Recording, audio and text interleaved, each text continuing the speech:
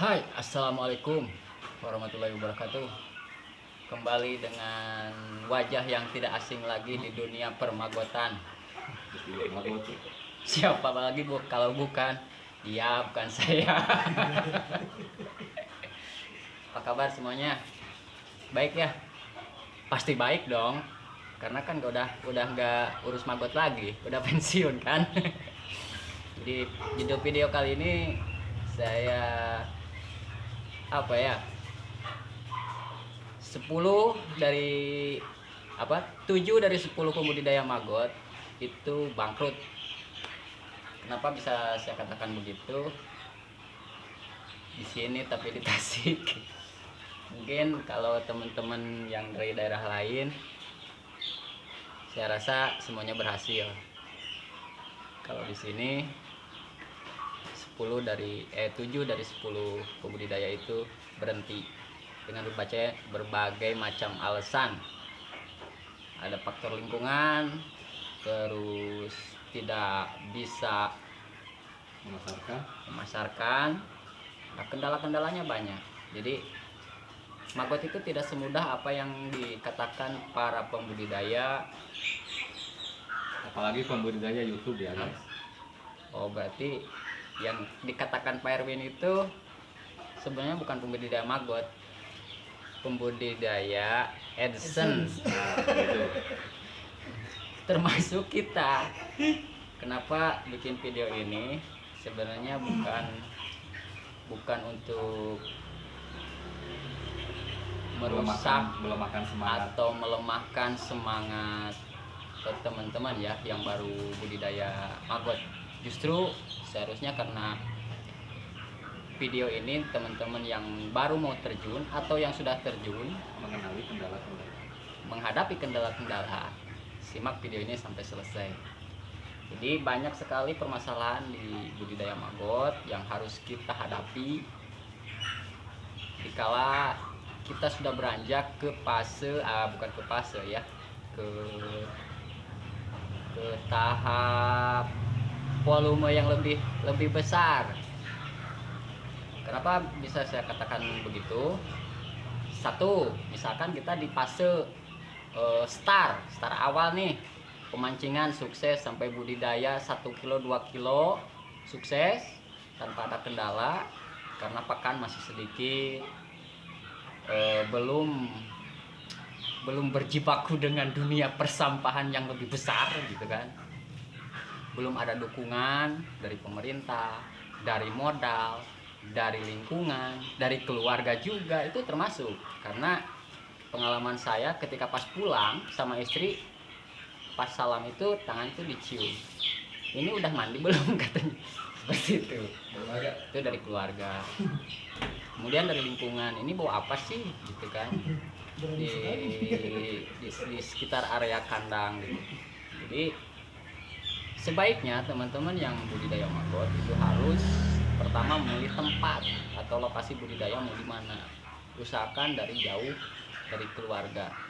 Saya tidak mengatakan para pembudidaya yang sudah beralih ke ranah bukan sampah ya, karena ada yang sudah tidak memakai sampah dengan pakan yang diracik, ada yang pakai apalah macam-macam ramuannya gitu kan.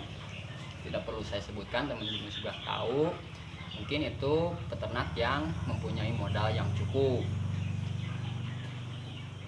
untuk masuk ke tahap budidaya seperti itu, budidaya kelas sultan mungkin ya. Saya tidak mau membahas itu, tapi saya berhubung berada di kalangan ke bawah lagi, jadi saya bahas kendalanya.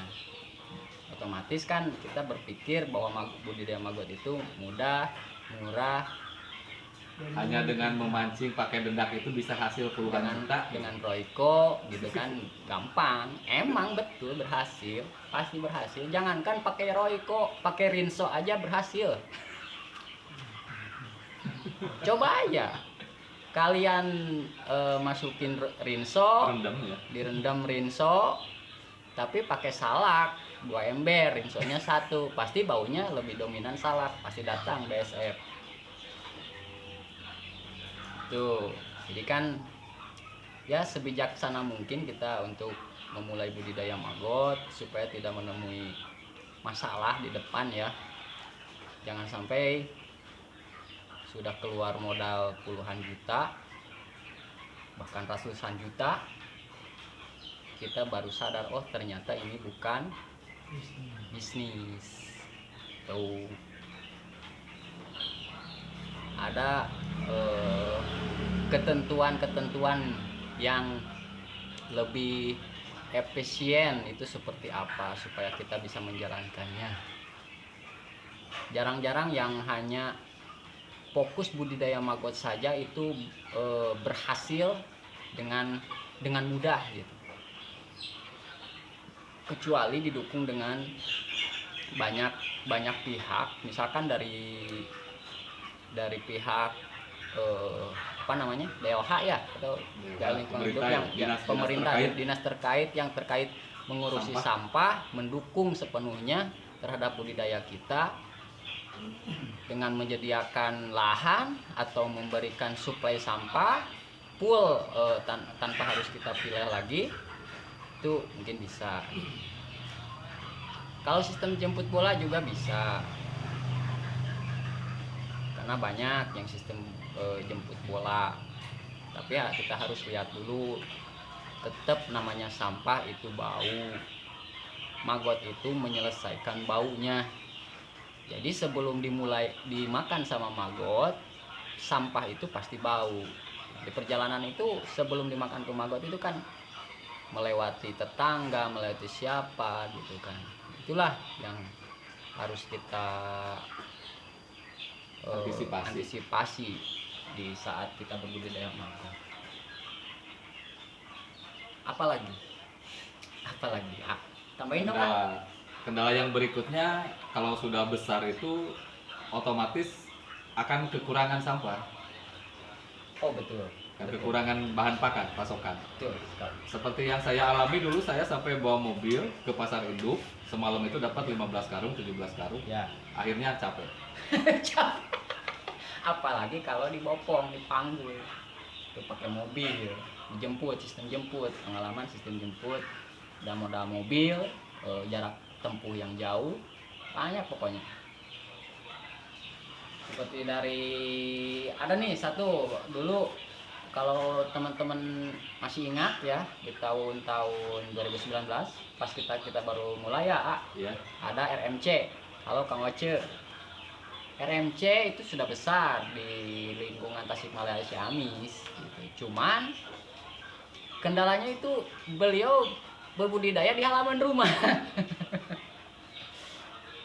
Jadi ketika membawa sampah ya, namanya orang Indonesia itu selalu nyinyir dengan hal-hal yang tidak lumrah, tidak lazim. Bukan salah apalagi sudah berbau cuan-cuan yang sangat menggiurkan. Bau sedikit udah pasti protes. Jadi kita harus bijaksana ke sana ya, berpikir lebih panjang, memikirkan dampak negatif, jangan positif. Kalau positif itu sudah pasti dipikirkan sebelum kita mulai. Karena apa yang positif? Dapat cuan, dapat untung dari budidaya maggot, dapat apalah banyak, pupuk, pakan kalau kebutuhan maggotnya buat pakan, membereskan sampah gitu kan. Tapi jarang yang ngebahas kendalanya apa selain pupa sulit menetas, lala tidak bertelur, terus apalagi kalau yang untuk segmentasi berbisnis gitu, karena tergiur dengan apa ya namanya ya, dengan adalah sebagian channel YouTube yang mengatakan dengan modal dengkul bisa untung puluhan juta gitu kan, hanya dengan modal mancing dan lain-lain. Itu kalau ada yang beli gitu kan. Tapi kalau ada yang beli mau gimana gitu. Ya salah satu kendala yang emang pure untuk segmentasi bisnis dengan penghasilannya per minggunya di bawah 1 kintal, apalagi ya capek iya, dan penjualan juga saya rasa sulit. Akhirnya dia bisa produksi tapi tidak bisa menjual gitu kan. Karena memang fokusnya untuk berbudidaya maggot. Beda dengan Airwin, dia mau bisa menjual ataupun tidak, karena dari sejak Airwin mulai budidaya maggot, yang pertama dulu 2019 sebelum Covid, Erwin itu memfokuskan ke maggot untuk pakan lele. Berarti kan maggot itu sama dengan dijual sama lele gitu, nggak bingung pasar. Jadi yang dijual lelenya. Kemudian sekarang beralih ke ayam kampung, betul nggak? Betul, Ya. ayam kampung. Siap panen sekarang. Ya, berti yang dijual sekarang Ayamnya. kampungnya. Jadi saya nggak jual maggotnya. Bahkan maggot kadang-kadang beli. Gitu. Kekurangan, kita kekurangan jadi maggotnya beli. Jadi Tadi aja kita beli dari kelurahan ya, dari program pemerintah ya. Alhamdulillah sudah bisa berjalan dan sudah bisa panen. Jadi benar nggak kira-kira yang saya katakan itu 7 dari 10 orang budidaya maggot itu gagal atau bangkrut? Iya. Yang saya kenal aja lebih mungkin yang bangkrutnya itu lebih dari 10 gitu. Yang saya kenal aja gitu kan. Ya kendalanya salah satunya ya itu yang tadi dibicarakan sama Ade ini. Ada yang kendalanya susah sampah, ada yang kendalanya susah menjual, terus dari segi lingkungan. Jadi banyak lah sisi negatifnya itu. Jangan dilihat dulu dari sisi cuannya. Kita nafsu bikin tempat langsung besar gitu kan. Di tengah jalan di demo seperti yang dulu itu saya ingat yang di Bekasi ya, yang di demo itu di Depok itu kan akhirnya di demo dan akhirnya tutup. Jangan sampai seperti itu. Jadi bijaklah gitu dalam menentukan usaha gitu kan. Memang dalam budidaya maggot ini sampah nggak usah beli, tapi kan nyari gitu kan, asal mau insya Allah dapet. Itu positifnya. Negatifnya sampah adalah bau gitu. Bagaimana cara mengurangi sampah dan juga tidak bau gitu kan. Banyaklah teknik-teknik yang lainnya gitu. Jangan sampai apa ya namanya itu Berbenturan. jangan sampai berbenturan. Harusnya itu dipikir-pikir dulu gitu kan. Bukannya saya melemahkan semangat yang ingin berbudidaya, tapi sebelum terlanjur ya dipikirkanlah baik-baik gitu kan. Dipikirkan matang-matang supaya tidak kecewa gitu. Kalau saya kan tujuan budidayanya belum jelas, isinya belum jelas, lahan belum punya, terus untuk apa, pokoknya belum jelas arahnya mau kemana gitu kan. Jadi disarankan itu ya kalau untuk budidaya maggot itu langsung diintegrasikan di tempat. Mau diintegrasikan sama peternakan, sama perikanan. Jadi jangan sampai ada berita susah menjual gitu. Yang saya rasakan benar, kalau kita hasil panennya cuma 5 kilo, 6 kilo, sampai puluhan kilo lah nggak nyampe kintalan itu susah. Tapi kalau kita bisa panen 1 ton lah per minggu, insya Allah banyak perusahaan besar menanti dan cuan pun mengalir deras. Jadi jangan semangat ya. Jangan patah semangat. Jangan semangat, teruslah menyerah. Jangan semangat, terus menyerah. Itu motivasi untuk kita. Jangan semangat. Jadi maksudnya jangan semangat itu jangan terlalu bersemangat yang berujung kecewa, tapi jangan terlalu ngedown juga yang berujung ketinggalan. Kita itu harus berada di apa ya? Di dalam kemampuan kita seperti apa. Jalani aja dulu. Jalani aja. Ya, seperti suatu hubungan itu jalani aja dulu. Kalau nggak sanggup ya angkat tangan. Angkat tangan ke kamera. Berhubung tangan saya mengangkat, saya tutup video ini. Besoknya lagi atau besok lusanya atau kapan saya akan datangi, kunjungi teman-teman saya yang sudah berhenti budidaya maggot dan alasannya apa. Saya tidak akan katakan bangkrut ya, tidak akan katakan bangkrut karena alasan teman-teman saya itu bermacam-macam. Ada berhenti karena ini bukan bangkrut. Sejujurnya mereka butuh maggot, tapi untuk berbudidaya mereka pikir lagi, belum sanggup angkat tangan juga gitu. Akhirnya saya katakan mohon maaf yang sebesar-besarnya. Saya tidak bermaksud menyinggung siapapun, Yang pasti ini video motivasi untuk teman-teman yang baru mulai budidaya maggot. Jangan sampai kejadian hal-hal yang tidak kita inginkan. Sukses tentu kita harapkan, tapi gagal jangan kita lupakan.